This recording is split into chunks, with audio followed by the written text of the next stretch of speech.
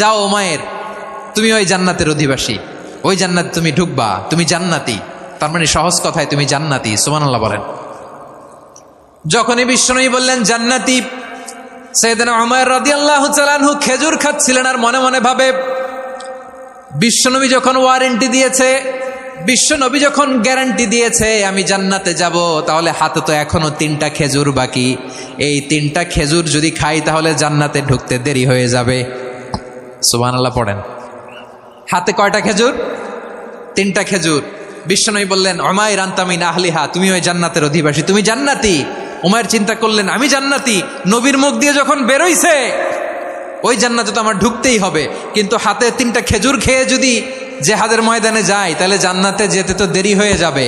এই চিন্তা আসা মাত্রই খেজুর 3টাকে তিনি ছুঁড়ে মারলেন, তলোয়ার বের করে আল্লাহু আকবার বলে বদরের ময়দানে ঝাঁপিয়ে পড়লেন। আল্লাহর শত্রুদেরকে কচুকাটা করে এক পর্যায়ে শাহাদাতের সুধা পেয়ে নিজেও জান্নাতি হয়ে গেলেন। পড়েন সুবহানাল্লাহ।